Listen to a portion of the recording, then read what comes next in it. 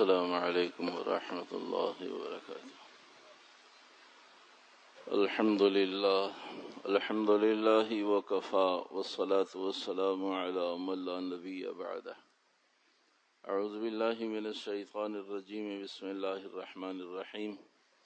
وما امروا الا لیعبدوا اللہ مخلصین لہ الدین، صدق اللہ مولانا العظیم وصدق رسولہ النبی الکریم، ونحن على ذلك لمن الشاہدین والشاکرین والحمد للہ رب العالمین۔ 30واں سپارہ سورہ بینہ، 5 نمبر آیت۔ اللہ حکم دیتے ہیں انسانیت کو، قرآن، حدیث، رب، رسول اور احکامات کو ماننے والوں کو کہ تم جو عمل بھی کرو اخلاص کے ساتھ، ذہان کے ساتھ، یکسو ہو کر خالص میرے لیے کرو۔ وما امروا الا لیعبدوا اللہ مخلصین لہ الدین۔ تمہیں حکم دیا جا رہا ہے اے اللہ اور رسول، دین، شریعت، احکامات کے ماننے والوں، تمہیں حکم دیا جا رہا ہے کہ تم جو عمل بھی کرو، چھوٹا بڑا، اس عمل کو اخلاص کے ساتھ، یکسوئی کے ساتھ، ذہان کے ساتھ، توجہ کے ساتھ کرو۔ یہ اللہ کا حکم ہے۔ آیت تو ایک ہے، حکم تو ایک ہے، لیکن ساری آیات کے لیے ہے، سارے احکامات کے لیے ہے، سارے اعمال کے لیے ہے، ساری زندگیوں کے لیے۔ اس سے متعلق احادیث، اس سے پہلے کہ اس سے متعلق احادیث اور اگلے مضمون کو دیکھا جائے اور کچھ گوش گزار کیا جائے، ہے مشقت، ناگواری، طبیعت کے خلاف، مزاج کے خلاف۔ حدیث مبارکہ میں آتا ہے کہ اللہ نے بہت بڑی ترقی آدمی کی ناگواریوں میں رکھی ہوئی ہے۔ سخت سردی کا زمانہ ہوتا ہے، وضو کرنے کو چاہت نہیں ہوتی، لیکن چاہت کے خلاف چلنے پر اللہ پاک صرف بسم اللہ الرحمن الرحیم پڑھنے پر مغفرت فرما دیتا ہے۔ ابھی سارا وضو نہیں ہوا ہے، اس لیے کہ ناگوار ہے وہ آدمی۔ صبح لحاف چھوڑتا ہے سخت سردی میں کہ تہجد یا فجر پڑھ لوں، اس کے دعا پڑھتے ہی رات بھر جب وہ وضو سے سویا تھا، صبح اٹھتے ہی لکھ دیا جاتا ہے کہ پوری رات دعا پڑھتے ہی، جیسے ہی لحاف چھوڑ کے اٹھا ہے، دعا پڑھتے ہی اس نے ساری رات تہجد میں گزاری ہے، اب مزید 2-4 رکعت اور پڑھنے کے لیے کھڑا ہو گیا۔ تو نہ گواریاں، نہ پسندیدگیاں، چاہت کے خلاف یہ بہت بوجھ گزرتا ہے، اور جتنا بوجھ گزرتا ہے اور آدمی کر گزرے اتنا ہی اجر ملا کرتا ہے۔ امید ہے بات سمجھ میں آ گئی ہوگی۔ تو میں اپنے معزز، محترم، مکرم نمازی حضرات سے درخواست کر رہا ہوں، اگر کوئی شرعی عذر نہ ہو تو جتنا آگے آ سکتے ہیں، صفوں کو پورا کر سکتے ہیں، پورا کر لیجیے۔ بات جب شروع کروں گا جب یہ سارا نظام قابو میں آ جائے گا۔ اگر کوئی شرعی عذر نہیں ہے تو پیچھے نہ بیٹھیں، اللہ کی رحمت سے دور نہ ہوں۔ اگر کوئی شرعی عذر نہیں ہے تو پیچھے نہ بیٹھیں۔ آپ میرے ساتھی ہیں، آپ میرے بھائی ہیں، آپ میرے محسن ہیں، اس لیے عرض کر رہا ہوں، بہت کڑوی بات ہے۔ 200 سال بھی پیچھے بیٹھ کے بات سنیں گے، میں قسم کھا کے کہہ رہا ہوں، ایک مرتبہ عمل کی توفیق نہیں ملے گی۔ یہ نقصان ہے، یہ وعید ہے اس کی۔ 200 سال بھی بات سنتے رہیں گے، اگر سہولت سے سنیں گے بیٹھ کر مزے سے، تو مزے میں دین نہیں ہے، دین مشقت میں ہے، عمل مشقت میں ہے، تکلیفوں میں دین ہے۔ پیارے نبی علیہ السلام کے پاس اتنی آسانیاں تھیں کہ آپ بولیں ہم پورا کریں۔ اللہ نے فرمایا میں دین دینے آیا ہوں، دین چھنوانے نہیں آیا۔ تو سہولتوں سے دین چھنتا ہے، نکل جاتا ہے۔ جب سہولتیں، آسانیاں، فراوانیاں، راحتیں آئیں گی تو دین آیا ہوا دین، مولوی کے گھر سے بھی دین نکل جائے گا، مفتی کے گھر سے بھی دین، جب راحتیں آئیں گی، اور فاسق، فاجر، بدماش اور گناہگار کے گھر میں بھی دین آ جائے گا، اگر وہ مشقت پہ آ جائے گا۔ تو اس لیے بھائی اگر شرعی عذر نہ ہو تو بھائی ٹیک لگا کے نہ بیٹھو، آگے آ جاؤ۔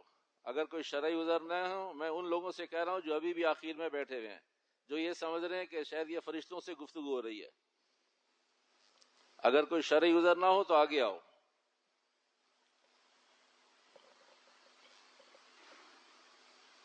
اگر شرعی عذر نہ ہو تو پیچھے بیٹھنے والے آگے آؤ بھائی. یہ ان 8 آدمیوں سے کہا جا رہا ہے جو آدمی سن رہے ہیں اور غور فرما رہے ہیں اور آگے نہیں آ رہے.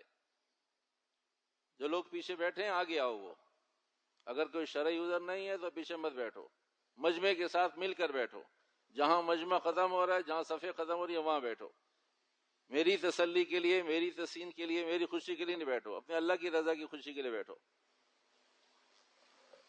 پر کرو بھائی یہ جگہ بھی پر کرو. 2 آدمیوں کے درمیان اگلی صفوں کو پر کرو بھائی, اگلی صفوں کو پر کرو. آپ بالکل برا نہ مانو, ہم وہ لوگ ہیں جو برسہ برسے سن رہے ہیں, برسہ برسے جلدی آ رہے ہیں. ہم وہ لوگ ہیں. صلی علی محمد. اس تکلیف کی معافی چاہتا ہوں.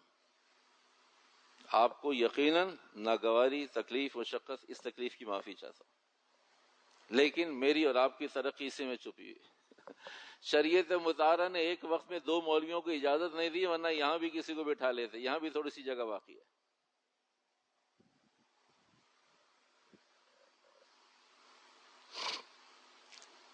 حدیث مبارکہ, آپ علیہ الصلوۃ والسلام کی حدیث مبارکہ, بخاری, مسلم, ابو داؤد شریف کی. ام عائشہ صدیقہ رضی اللہ تعالیٰ عنہ فرماتی ہیں, ام عائشہ صدیقہ رضی اللہ تعالیٰ عنہ فرماتی ہیں, آپ علیہ الصلوۃ والسلام ہمیشہ تمام حیات طیبہ میں 10 دن کا اعتکاف کرتے رہے.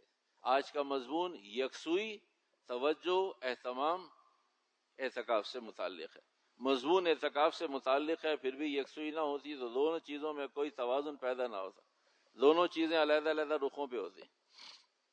تو آپ علیہ الصلوۃ والسلام کی حدیث میں عائشہ فرماتی ہیں کہ آپ صلی اللہ علیہ وسلم اہتمام فرماتے تھے, بہت زیادہ اہتمام فرماتے تھے آخری 10 دن.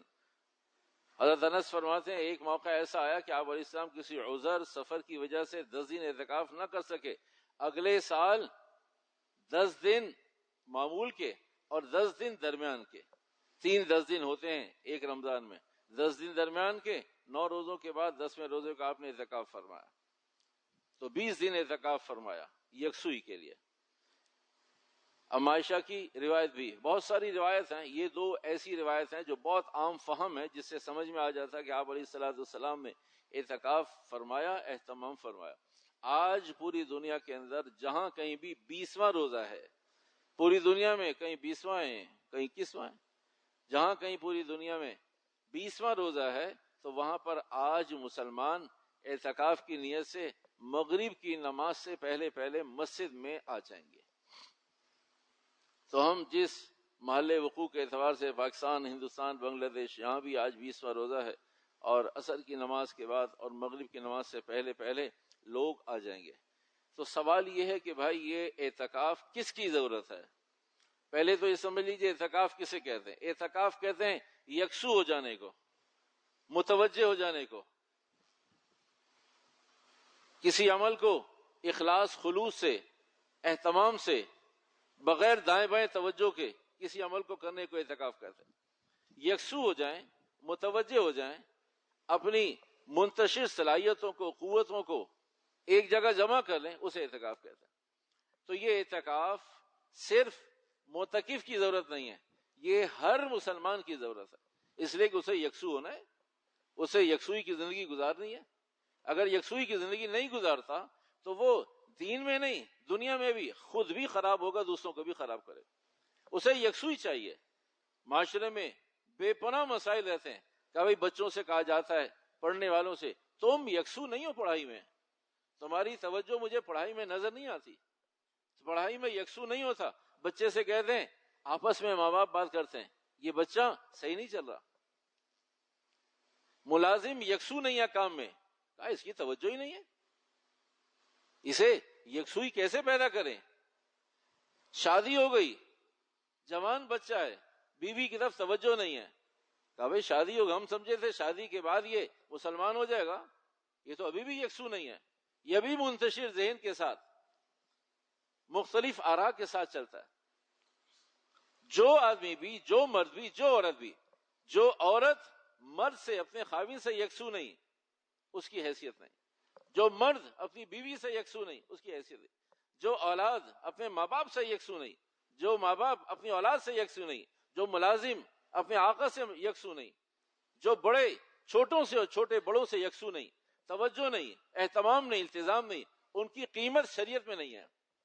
آدھا تیسر آدھا بٹیر کی کوئی حیثیت نہیں ہے، کوئی تعلق نہیں ہے.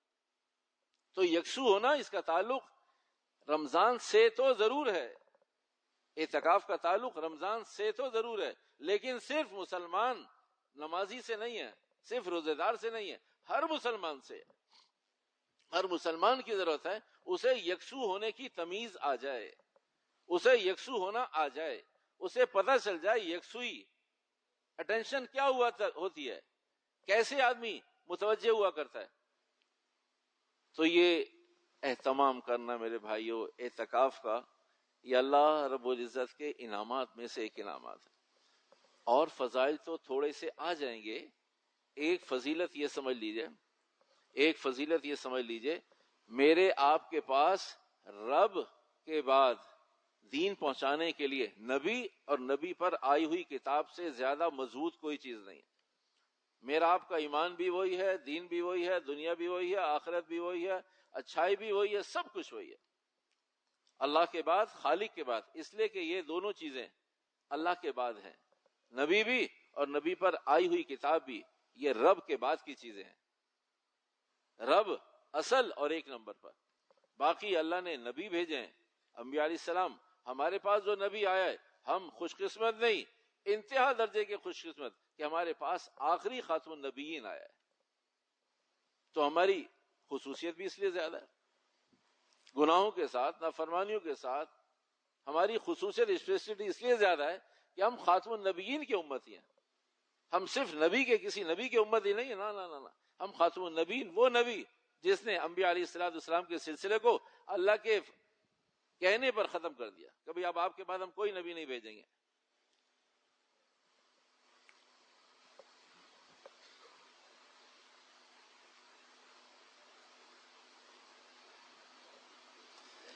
تو خاتم النبیین آپ علیہ السلام وہ ہمارے نبی ہیں، ہم ان کے امتی ہیں.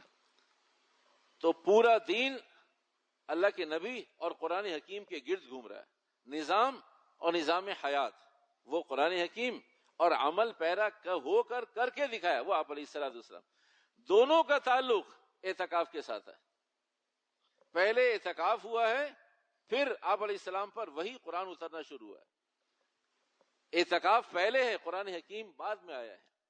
آپ علیہ السلام نے پہلے یکسوئی، تاکہ امت کو پتہ چل جائے کہ میری شریعت کی ابتدا یکسوئی کے ساتھ ہے. نماز میں یکسوئی، روزے میں یکسوئی، تلاوت میں یکسوئی، حج میں یکسوئی، دینے میں یکسوئی، خیرخواہی میں یکسوئی، بھلائی میں یکسوئی. کہا متوجہ ہو، اخلاص پیدا کرے. وما امروا الا ليعبدوا الله مخلصين له الدين. سارے اعمال میں یکسوئی ہے، سارے اعمال میں. نماز میں یکسوئی منٹوں کی، 5 منٹ، 10 منٹ، 15 منٹ، 20 منٹ، یکسوئی ختم. نماز ختم، یکسوئی ختم. کوئی حکم نہیں ہے کہ نماز کے بعد بھی آدمی یکسو ہو. جنید بغدادی، نہ، نماز ختم ہوئی، نماز میں یکسوئی چاہیے.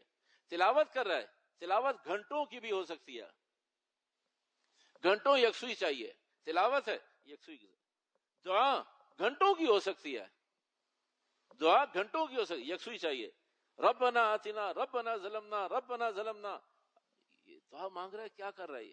ہر آنے والا اسے معلوم ہے، ربنا آتنا بھی یاد ہے اسے، اور ہر آنے والا بھی معلوم ہے کون کون آ رہا ہے، کس نے اسے سلام کیا، کس نے اسے سلام نہیں کیا. تو یہ ربنا آتنا بھی اور عدد بھی دونوں ساتھ ساتھ چل رہے ہیں. تو یکسوئی ایسے کہ پتہ نہ ہو کون آ کر بیٹھ گیا، کون اٹھ کر چلا گیا، کون آیا تھا، کس نے سلام کیا تھا، کون نماز پڑھ رہا ہے، میں کس کے ساتھ ہوں، کون میرے ساتھ ہے. کہا مجھے کیا پتا، ربنا ظلمنا، ربنا آتنا. کیا آدمی کی یکسوئی ہو، لیکن منٹوں کی یا گھنٹوں کی. اعتکاف کی یکسوئی یہ دنوں کی اور راتوں کی ہے. اس سے بڑی یکسوئی اللہ نے کوئی حکم نہیں دیا. حج میں بھی جتنی یکسوئی ہے وہ بھی بہت زیادہ ہے تو ایک رات کی ہے، اس سے زیادہ نہیں ہے. ایک دن اور ایک رات کی ہے. جو عمل بھی ہے ایک دن یا ایک رات، ورنہ وہاں بھی گھنٹوں کی کوئی یکسوئی ہے. 10 دن کی اور 10 راتوں کی کوئی یکسوئی، اتنی بڑی یکسوئی نہیں ہے.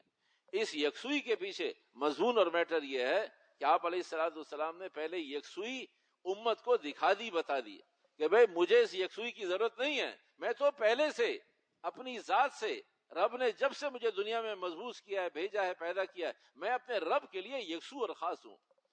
میرا رب میرے لیے خاص ہے، میں اپنے رب کے لیے خاص ہوں. وما امروا الا ليعبدوا الله مخلصين له الدين. آپ علیہ السلام نے تو امت کو یکسوئی منتقل کی ہے. کبھی دیکھو ایسے یکسوئی ہوتی ہے. اللہ کے نبی علیہ السلام اگر ہم اپنے دین میں، مذہب میں، احکامات کے اعتبار سے یکسو ہو جائیں گے، ہوگا کیا؟ کہا مجھے تو میرے رب نے قرآن دیا، تمہیں قرآن کی برکات دے گا اگر تم یکسو ہو گئے. مجھے میرے رب نے وحی دی، تمہیں وحی کی برکات دے گا، تمہیں وحی نہیں دے گا. مجھے میرے رب نے احکامات دیے، تمہیں احکامات کی لذت دے گا، راحت دے گا، سکون دے گا، اطمینان دے گا. امت کا بہت بڑا وافر مقدار حصہ، ہم سب اس میں شامل اور داخل ہیں، جنہیں دعا کی بھی لذت نہیں، نماز کی بھی لذت نہیں، روزے کی بھی لذت نہیں، قیام کی بھی لذت نہیں، تہجد کی بھی لذت نہیں. فارمیلٹیز پوری ہو رہی ہیں اس لیے کہ کرنا تو ہے. ایک ہوتا ہے آدمی کو چاشنی محسوس ہو، لذت محسوس ہو، مزہ آ رہا ہو، اسے چھڑانا پڑے. جیسے مثال اچھی نہیں ہے، مثال اچھی نہیں ہے. جیسے کسی حلال جانور کو گھاس پہ سے کھینچنا پڑتا ہے، ایسے مجھے اور آپ کو کوئی کھینچے، آ جاؤ بھائی باہر، مسجد سے باہر آ جاؤ. وہی قرآن پاک کی تلاوت چھوڑ دو، تھوڑی بات میری بات سن لو. گھنٹہ بھرو گے انتظار کرتے ہوئے، بھائی یہ قرآن پاک کی تلاوت ہوتی رہے گی، میں 1 گھنٹے سے انتظار کروں. اسے ہمیں اس طرح کوئی کھینچ رہا ہو عمل سے، اور ہم پھر اپنی خوراک کی طرف کھینچ رہے ہو. اسے لذت کہتے ہیں، اسے لذت کہتے ہیں، اسے مزہ کہتے ہیں، اسے انجوائے کہتے ہیں کہ آدمی اعمال سے انجوائے کر رہا ہو. تو یہ اعتکاف سے آیا کرتی ہے. اور یہ تو میرے آپ کے اللہ اور رسول علیہ الصلوۃ والسلام کی طرف سے جو کچھ جتنا دین ملا ہے اس سب کی ضرورت ہے کہ بھئی یکسوئی، ہر عمل کی ضرورت ہے یکسوئی آئے، متوجہ آدمی نقطہ ارتکاز پر آ جائے، ایک جگہ پر آ جائے. تو بھائی اس لیے کچھ شرائط، کچھ مسائل، کچھ فضائل، کچھ ترغیبات. تو یہ یکسوئی ایسی ہے، یہ یکسوئی ضروری ہے. یہ ہر نمازی کے لیے نہیں، ہر مسلمان کی ضرورت ہے.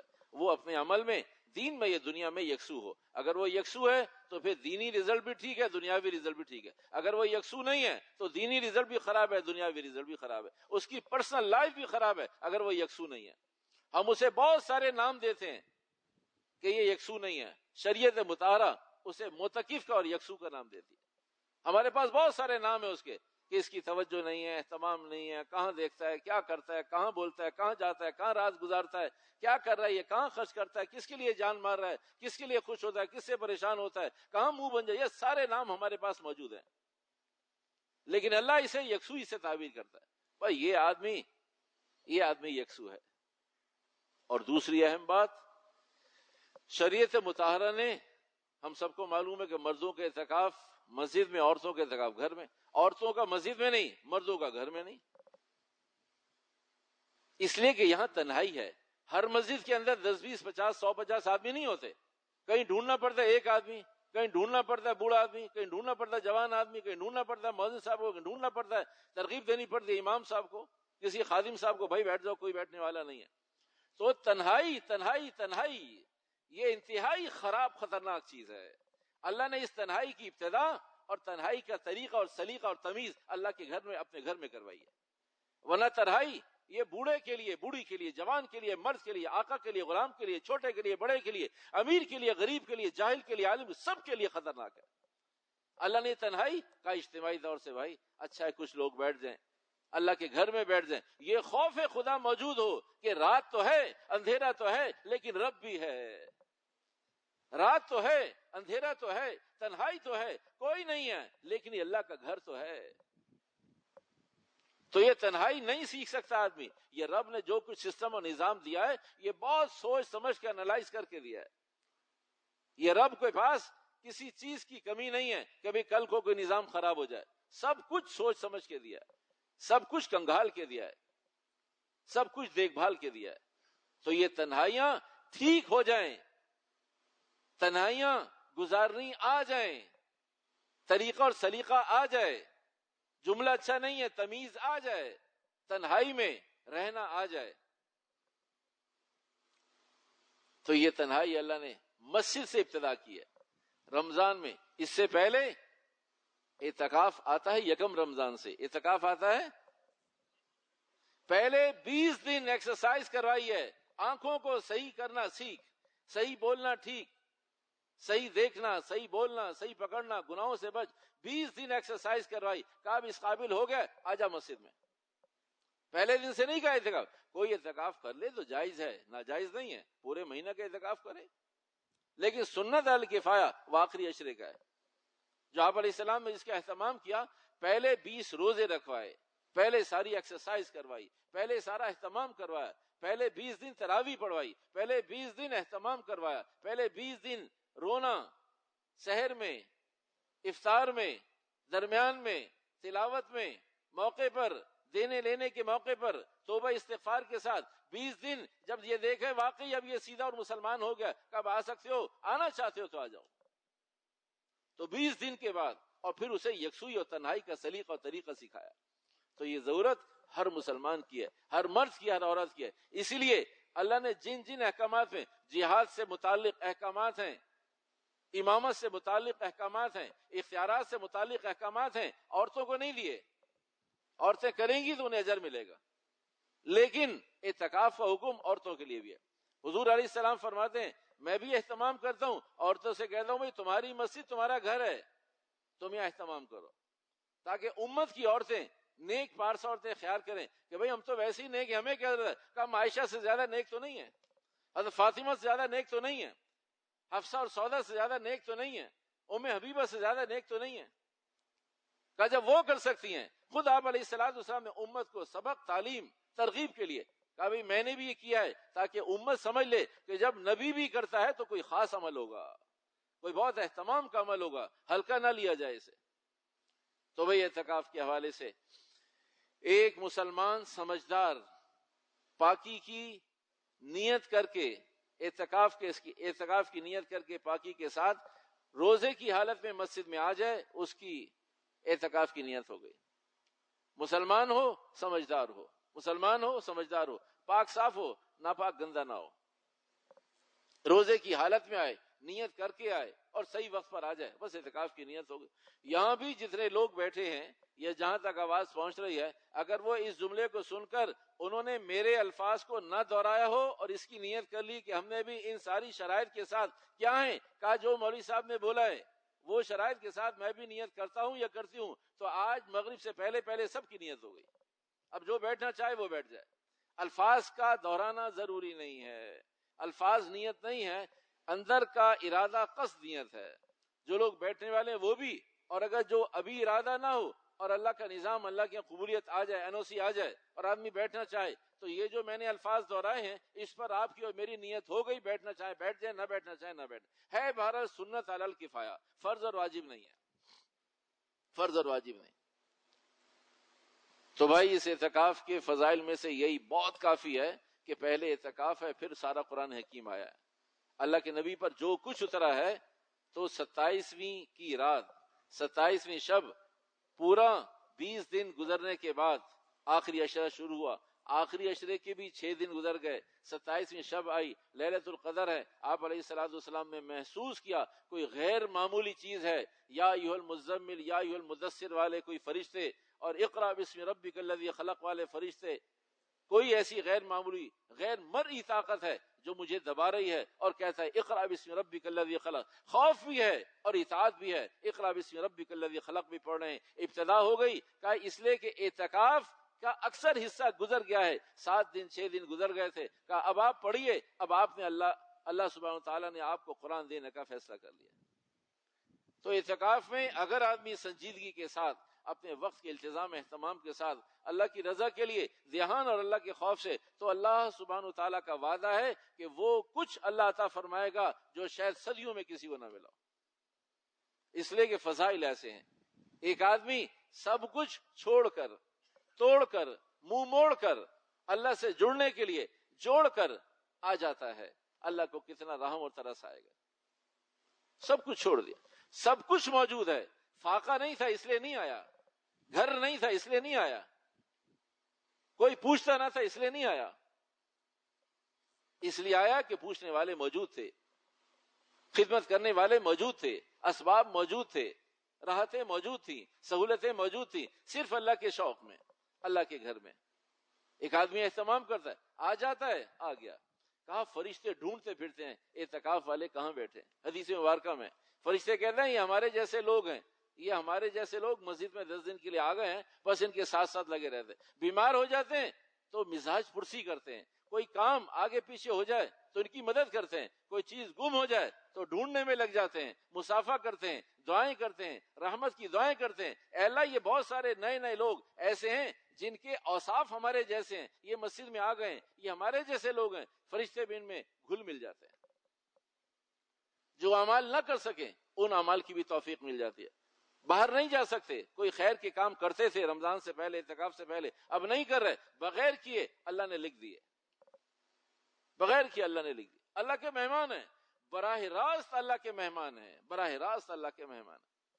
حدیث مبارکہ میں آتا ہے کہ جو آدمی حصول علم کے لیے, اعلاء کلمۃ اللہ کے لیے, حصول علم کے لیے اور اعلاء کلمۃ اللہ کے لیے, اللہ کا نام بلند کرنے کے لیے جہاد میں نکلتا ہے, اعلاء کلمۃ اللہ کے لیے تبلیغ میں نکلتا ہے, اعلاء کلمۃ اللہ کے لیے دین سیکھنے نکلتا ہے, وہ سب اللہ کے مہمان ہیں, وہ سب اللہ کے مہمان ہیں. لیکن وہ مہمان جس کو نیت کر کے اہتمام سے 10 دن تک کعبے, دیکھو روزہ بھی رکھنا ہے, ہر طالب علم روزہ نہیں رکھتا, ہر مجاہد روزہ نہیں رکھتا, ہر مبلغ روزہ نہیں رکھتا, یہ اسپیشلٹی ہے. اللہ نے 10 دن کے لیے جنہیں بلائے کعبے روزے کے ساتھ آنا, جس دن تم نے روزہ نہیں رکھا یا ٹوٹ گیا یا توڑ دیا اس دن تم باہر چلے جانا.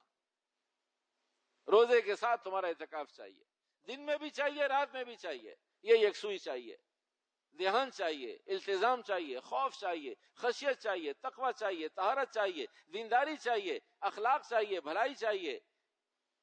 اتنی ساری خوبیوں کے ساتھ اللہ فرماتے ہیں بھائی یہ خوبیاں موجود ہیں, آ جاؤ. تو 10 دن کے لیے کوئی کسی کو مہمان رکھتا ہے اور رب رکھتا ہے 10 دن کے لیے مہمان.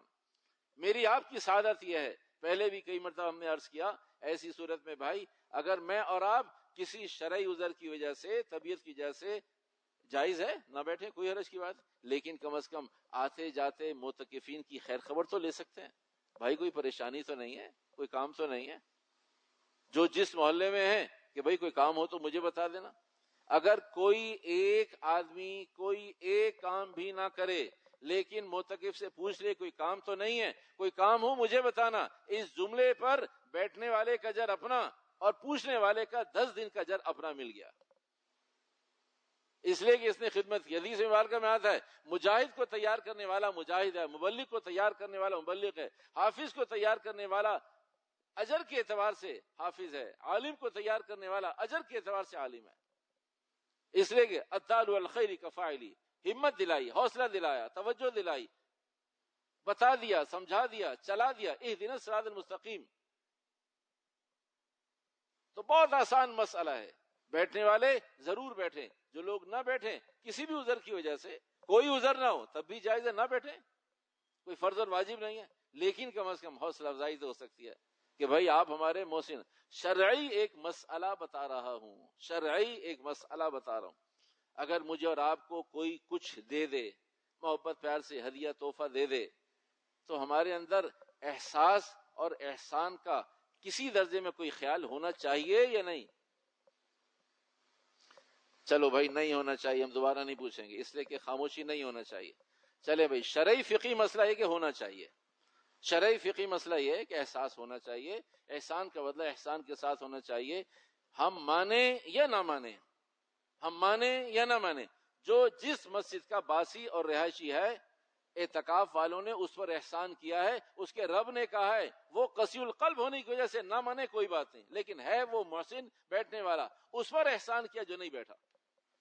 تو بھئی اپنے محسن سے پوچھنا تو چاہیے, کوئی پریشانی تو نہیں ہے.